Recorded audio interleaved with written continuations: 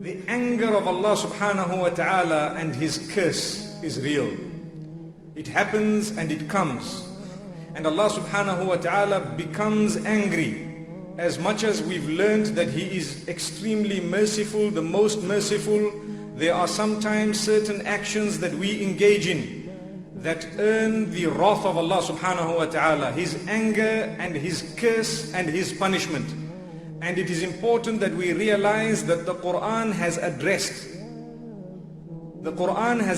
us as well as all mankind regarding the anger and wrath of Allah subhanahu wa ta'ala. The idea of that is for us to take heed. We must make sure we are not engaged in those type of deeds.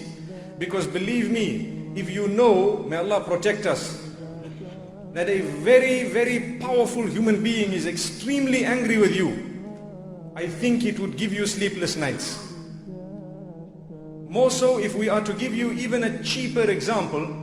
If you witness an angry lion outside there, nobody will leave this masjid. May Allah protect us. We are ready to fear an animal, and we are not prepared to fear the creator of the entire creation. May Allah subhanahu wa ta'ala save us from hypocrisy. We need to realize and understand that Allah subhanahu wa ta'ala declares His anger against certain people and against certain actions. And this is why I have chosen to speak about the anger and the curse of Allah subhanahu wa ta'ala tonight. Taking the verses from the Quran which have made mention of the anger and the curse of Allah subhanahu wa ta'ala, clustering them together as one subject and one topic.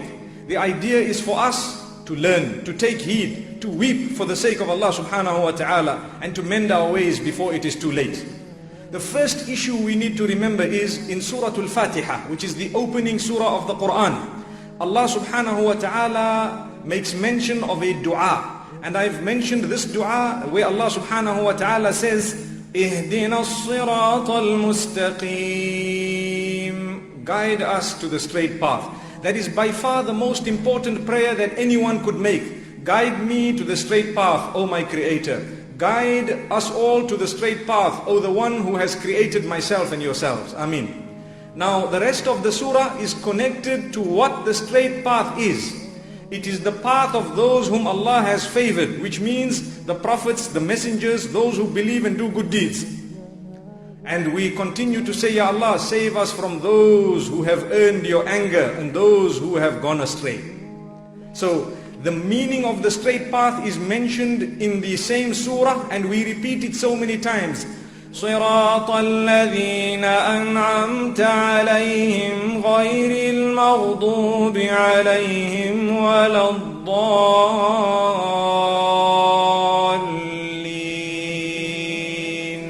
And we all find ourselves saying Ameen.